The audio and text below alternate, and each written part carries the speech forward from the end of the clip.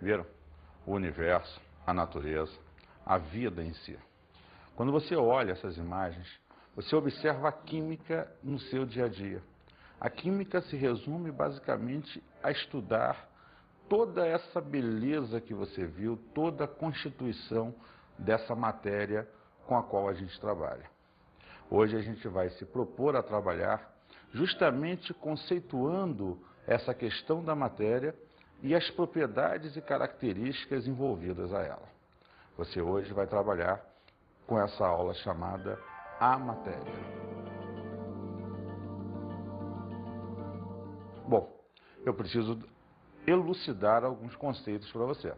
Preciso colocar você com os conceitos fundamentais inerentes à ideia de matéria.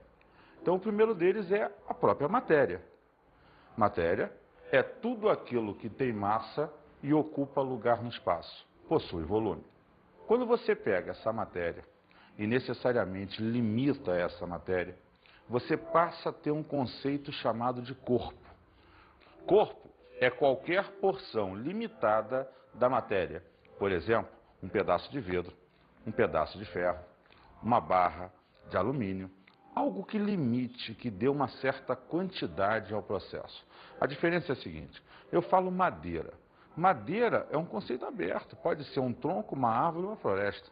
Agora, quando eu falo um pedaço de madeira, eu estou limitando essa matéria. Então, o corpo é um aspecto quantitativo, é um aspecto do limite da matéria. A partir daí, eu tenho que desenvolver com você o terceiro conceito direto, que é o conceito de objeto. O objeto, então, é um corpo fabricado ou elaborado para ter aplicações úteis ao homem. Observa, quando você pega aquele pedaço de madeira que você limitou e chamou de corpo e constrói uma mesa com ele, você passa a dar uma utilidade prática. Assim como você pega aquela barra de alumínio e transquadria para a janela da sua casa, isso passa a ser chamado de objeto. Então, esses são os conceitos inerentes à matéria, que estão diretamente relacionados à ideia quantitativa da matéria. Hoje ainda, mais à frente, vamos falar do aspecto qualitativo, o que se chama substância pura. Mas daqui a pouco a gente conversa sobre isso. Antes eu preciso, então, definido conceitos gerais, trabalhar com você as chamadas propriedades gerais da matéria. É sabido hoje que você tem, em relação à matéria, propriedades que são gerais e propriedades que são específicas. Propriedades gerais são aquelas comuns a todo tipo de matérias. E propriedade específica é aquela que cada matéria tem, diferentemente de outra. Exemplo, existem substâncias que brilham, existem substâncias que são salgadas, outras doces. Aí é uma propriedade específica, porque algumas têm algumas das características inerentes a ela e outras características totalmente diferenciadas. Então, essa propriedade é dita específica. Agora vamos tratar das propriedades gerais da matéria. A primeira delas vai ser a inércia. A matéria conserva seu estado de repouso ou de movimento, a menos que uma força haja sobre ela. O que significa isso? Significa que você não pode começar o movimento, nem parar, sem que uma força externa haja sobre ela. Imagina alguém, ao chutar uma bola para o gol, a bola está parada. Se depender dela, ela nunca vai sair dali. Mas quando alguém vai e a chuta, ela inicia o seu movimento. Assim como o atrito, o ar contra ela, vai exercendo uma força contrária a esse movimento que a leva a parar. Assim como num ônibus, quando o motorista pega e acelera, a tua sensação é de ir para trás, porque ele está acelerando o ônibus. Você acaba acompanhando o movimento porque se prende a ele.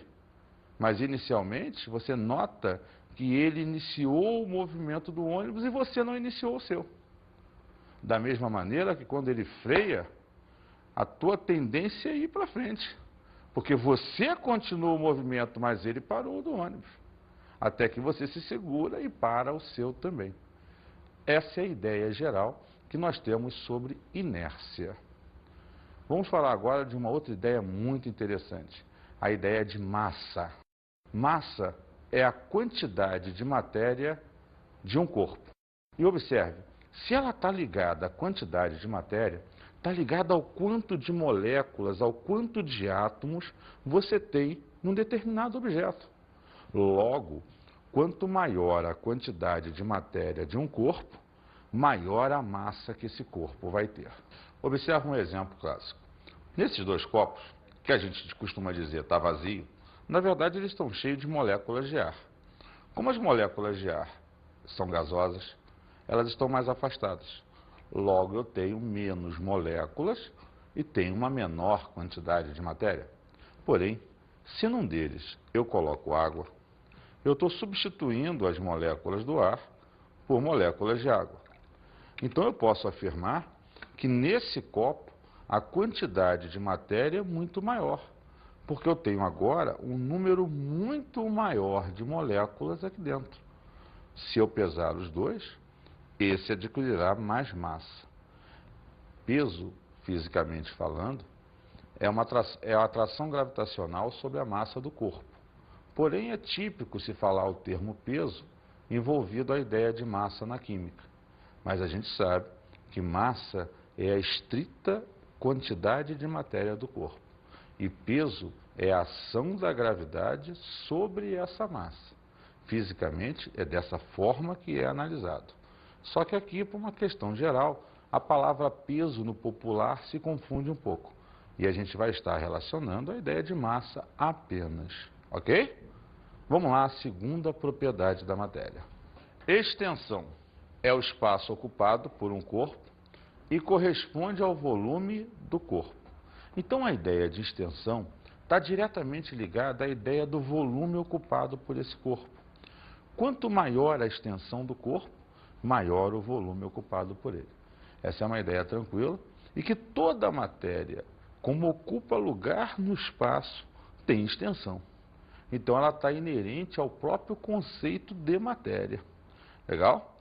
Impenetrabilidade.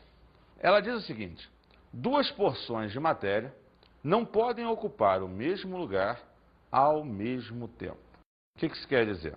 Que simultaneamente, no mesmo espaço de tempo, você não pode ter dois corpos, dois pedaços de matéria, seja lá, interpolando-se um ao outro. Eles podem ocupar um momento aqui, tirar, coloca o outro. Mas simultaneamente não é possível. Veja só esse exemplo da bacia. Você tem uma bacia cheia de água e ele coloca a mão dentro dessa bacia. Como a mão não pode ocupar o mesmo lugar que a água, quando a mão penetra na bacia, a água sai pelas bordas.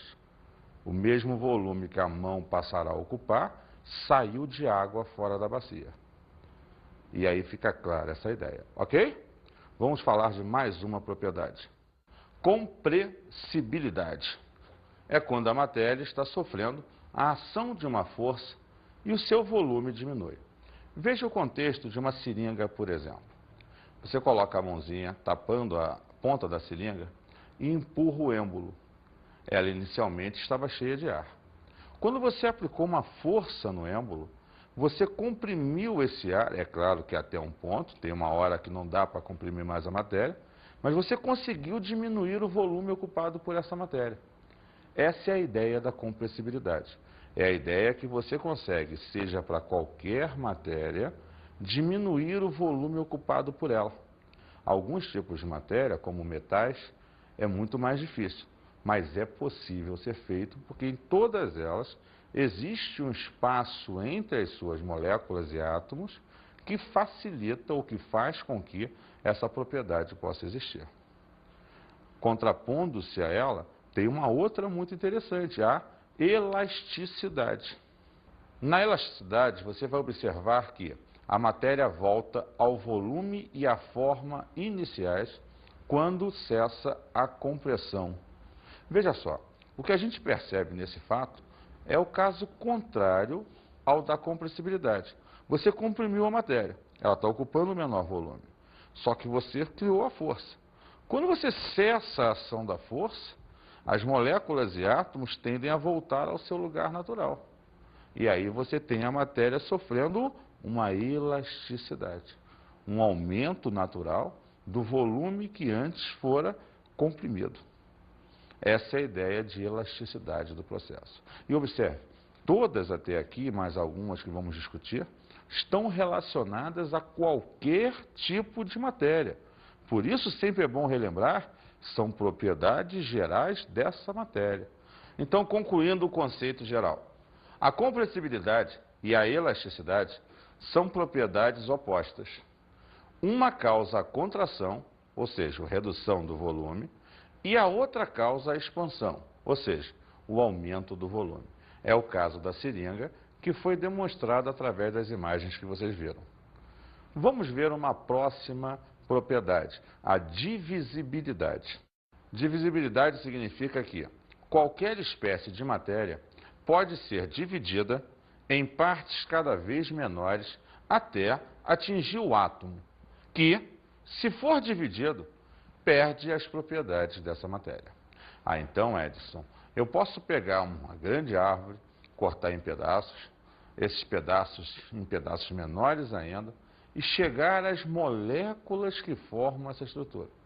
E essas moléculas ainda podem ser divididas em pedaços menores ainda, os átomos. Porém, aí, se houver uma nova divisão, que é possível, este perderá as suas propriedades. Ou seja, dividir você pode o tempo todo, mas no caso da matéria manter as suas características, essa divisão vai até a ideia de átomo. A partir dessa ideia, se você dividir, ela passa a perder as suas propriedades. Vamos ver mais uma. A porosidade significa dizer que toda matéria tem espaços entre as partículas que a constituem, não importa se moléculas, átomos, íons. Logo, a matéria é descontínua, ou seja, existem espaços vazios que você denomina de poros. Esses espaços facilitam para que você tenha aquela questão da compressibilidade. Veja esse exemplo simples. Você tem uma esponja, tem aqui do lado uma bacia com água. Observa os poros dessa esponja, esse espaço vazio ao qual eu estava me referindo. Olha o que eu vou fazer. Vou contrair a esponja, vou colocá-la dentro da bacia com água e vou soltar.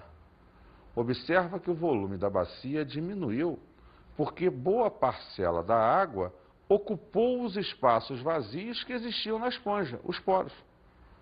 Com isso, você percebe mais facilmente a existência desses poros. Vamos ver então a próxima propriedade. Indestrutibilidade. Nosso velho papai Lavoisier. Lembra? Na natureza nada se cria, nada se perde. Tudo é transformado. É o consenso dessa propriedade. Vem comigo. A matéria não pode ser criada nem destruída, apenas transformada. É a base do conceito de Lavoisier. Você pode pegar átomos, reorganizá-los, eles vão se transformar numa outra coisa, mas não vão deixar de existir. Você vê esse caso, um pedaço de madeira.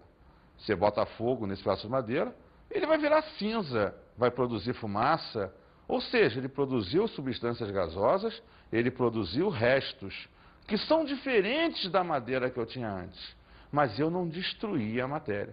Eu apenas reorganizei os átomos que antes estavam formando essa dita madeira e agora estão formando outros tipos de substâncias. Então, você não pode destruí-la, apenas transformá-las. Isso vai ser o gancho certo nas próximas aulas sobre as reações químicas que transformam a matéria em outros tipos de matérias diferentes das que você tinha no início. Legal? Vamos ver agora as propriedades específicas da matéria. É interessante você perceber que até aqui nós havíamos falado das propriedades gerais, comuns a todo tipo de matéria. Agora a gente vai trabalhar a questão específica, que muda de substância para substância, ou melhor, que muitas vezes é definida de forma diferente em cada substância. São características que permitem a identificação da substância porque são próprias dela. As propriedades específicas são divididas em três grandes grupos. As propriedades organolépticas, as propriedades físicas, também denominadas critérios de pureza, e as propriedades químicas, que melhor falaremos a partir de agora. Propriedades organolépticas são percebidas pelos nossos órgãos dos sentidos, ou seja, são aquelas que impressionam os órgãos do sentido. A cor, o sabor, o brilho e o odor são alguns exemplos disso. Propriedades físicas. Nesse caso, você vai ver um conjunto de propriedades que, mais do que definem a estrutura de uma substância, elas são chamadas de critérios de pureza, porque elas determinam o quão pura é essa substância. No momento que uma dessas propriedades está alterada, determina-se que naquela substância tem algum tipo de impureza, ou seja, tem uma outra misturada. Então, as propriedades físicas são muito importantes porque elas vão definir o que vamos chamar de critérios de pureza. Vem comigo. Ponto de fusão, ponto de ebulição, condutibilidade, solubilidade, dureza, calor específico, densidade. Todas, então, são propriedades específicas da matéria e físicas, como nós conversamos antes. Vamos puxar em especial uma que é muito interessante falar, a densidade. Densidade, representada pela letra D, é sempre igual a uma razão entre a massa e o volume de um corpo, de uma solução, de uma substância, depende de quem você está avaliando essa densidade. Agora, o mais interessante de se observar é que, dado até por aquela razão, que a densidade e a massa são diretamente proporcionais. Quer dizer que quanto maior a massa de um corpo, maior a sua densidade. E se maior é a sua densidade, maior é a quantidade de moléculas que eu tenho por unidade de volume. Significa que ela fica pesada. Por outro lado, densidade e volume são inversamente proporcionais, o que significa dizer que se o volume aumenta, a densidade tende a diminuir. Se a densidade aumenta, o volume é que diminui. Isso mantendo a outra variável sempre constante. Então é importante essas relações, porque existem dois tipos de problemas sobre densidade. Aqueles que são de cálculo da densidade e você aplica a fórmula, e aqueles que são de raciocínio. Vou pegar essa tampinha, uma tampa plástica, e vou adicionar ao primeiro frasco. Observe que essa tampa flutua. Por quê? Porque a densidade da tampa é menor que a densidade da água. Como ela é mais leve, ela flutua. Mas se eu pegar a moeda e adicionar a água, ela foi direto ao fundo. Por quê? A densidade da moeda é muito maior que a densidade da água. Então, ela afunda na presença da água. E por aí você observa o que flutua e o que o afunda dentro das características ligadas à densidade. Vamos ver um exemplo agora na aplicação do cálculo da densidade. Sabe-se que 3 centímetros cúbicos de sal tem 6,48 gramas de massa e que 5 centímetros cúbicos de açúcar tem massa igual a 7,95 gramas. Perceba que ele deu o volume do sal, o volume do açúcar e a massa das duas substâncias. Que ele pergunta, qual dessas substâncias é a mais densa? Então, veja só, o que eu tenho que fazer? Determinar a densidade da primeira substância, determinar a densidade da segunda substância. A partir daí, quem tem a maior densidade, com certeza será mais densa que a outra. Vamos ver então. Para o sal, temos densidade, é a massa de sal sobre o volume de sal. Como a massa fornecida foi 6,48 e o volume fornecido 3 centímetros cúbicos, quando você pega essa massa e divide por esse volume, você obtém 2,16 gramas por centímetro cúbico, unidade da densidade. Vamos ver para o açúcar. Densidade do açúcar é a massa de açúcar sobre o volume ocupado pelo mesmo. Então, a massa de açúcar fornecida foi 7,95 gramas. O volume fornecido foi 5 centímetros cúbicos. Quando eu pego a sua massa e divido pelo seu volume, eu obtenho 1,59 gramas por centímetro cúbico. Então, em comparação, a densidade do sal é maior que a densidade do açúcar. É muito importante para a gente associar para você a importância da densidade. Ela é um dos conceitos mais aplicados em questões de vestibular e em questões nos concursos gerais no Brasil inteiro. Você tem questões no Sul, tem questões no Sudeste, Centro-Oeste, Nordeste. Você vê, em geral, questões associando a ideia da densidade. Isso é extremamente importante. Vamos avaliar agora as propriedades químicas da matéria. Essas propriedades químicas, na verdade, são responsáveis pelos tipos de transformação que cada matéria é capaz de sofrer. Ou seja, são aquelas que alteram a estrutura da matéria. Por exemplo, a fermentação, a combustão. Todas essas citadas geram novas substâncias a partir das que eu tinha inicialmente. Isso é uma característica que as propriedades químicas têm. Ao longo das reações químicas e outras aulas, avaliaremos esse processo mais profundamente. Ok? De que é feita a matéria?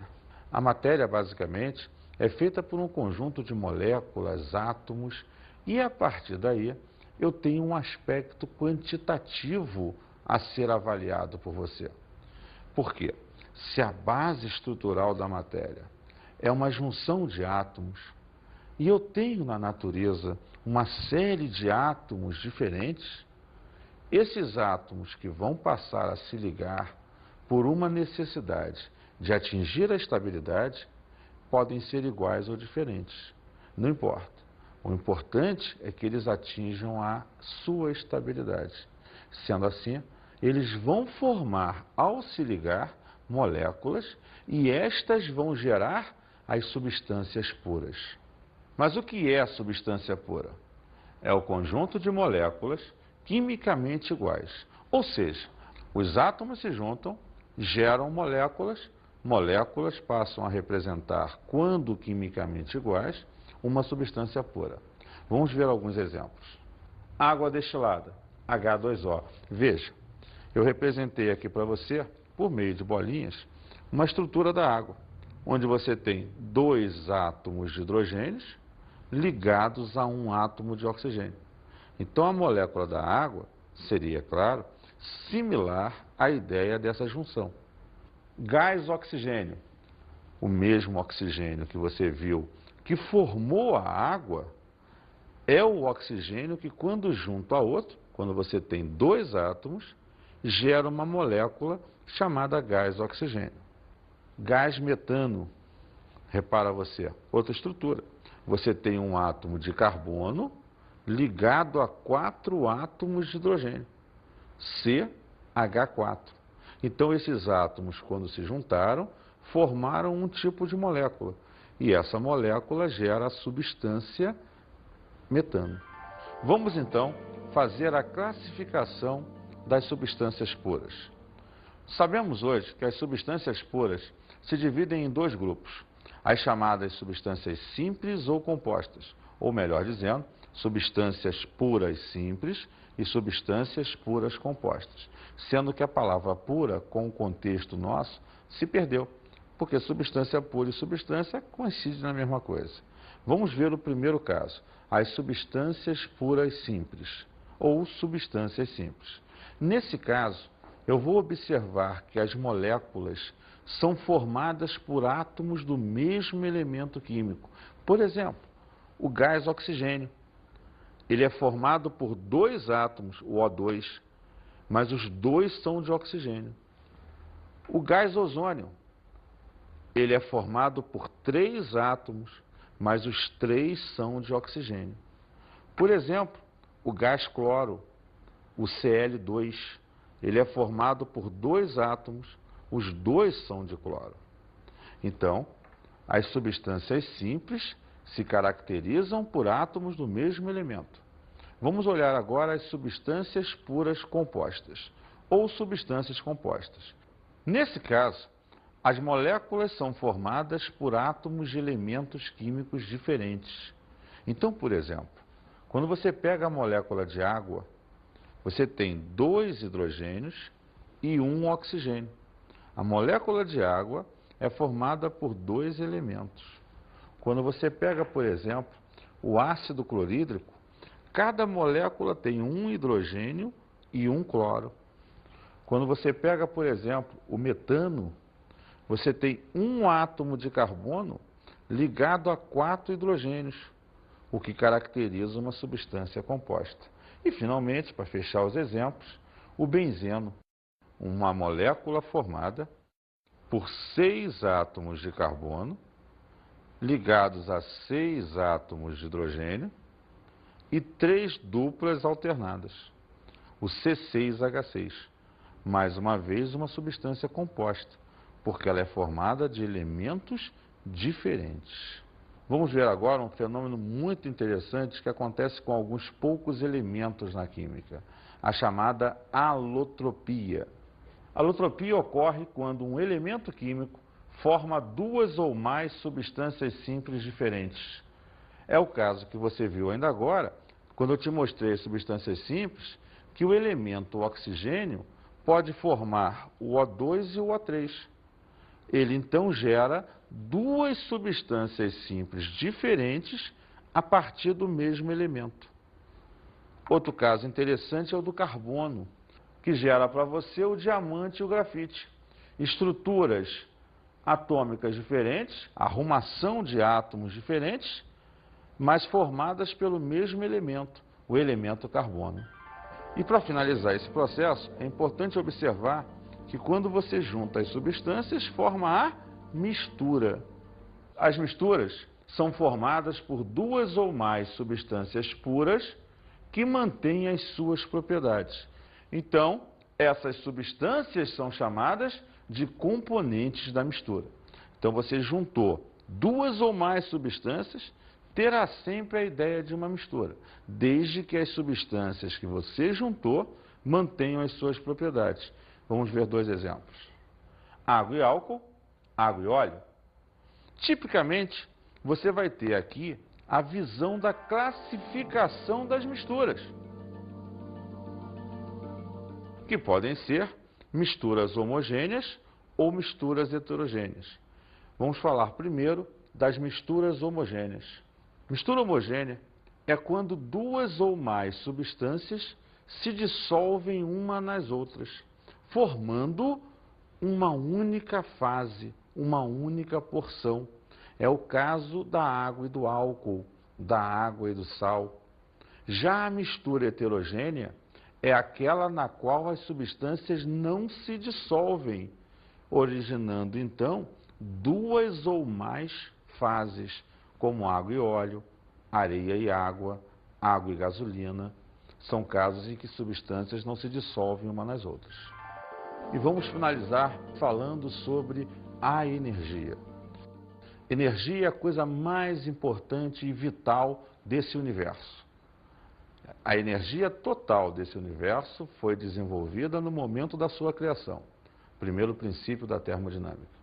E essa energia se transforma uma na outra e vive a nosso redor e em nós para que todo e tudo funcione quimicamente falando, fisicamente falando, mudanças de estado físico, transformações da matéria, características gerais. Por definição, energia é a capacidade de realizar trabalho. É tudo que pode modificar a matéria. É também tudo que pode provocar ou anular movimentos e causar deformações. Vamos então agora às nossas dicas de estudo.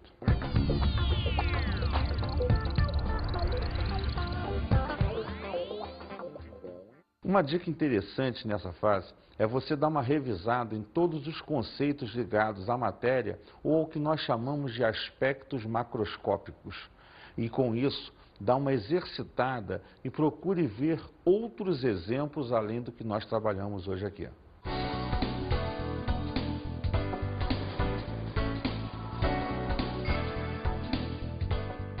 Na aula de hoje falamos sobre a matéria. Lembre-se que matéria, sob o ponto de vista quantitativo, se divide em corpo e objeto. Sob o ponto de vista qualitativo, trabalhamos a ideia das substâncias. Observamos as propriedades da matéria. Que, como vimos, podem ser propriedades gerais, comuns a todo tipo de matéria, ou propriedades específicas, que são determinadas para cada tipo de matéria. E estudamos as substâncias puras. Sabemos hoje que as substâncias são conjuntos de moléculas formadas pela junção de átomos, e elas podem ser substâncias simples, quando formadas por átomos do mesmo elemento, e substâncias compostas, quando formadas por átomos de elementos diferentes. E só para lembrar, quando juntamos as substâncias, geramos as misturas. Bons estudos!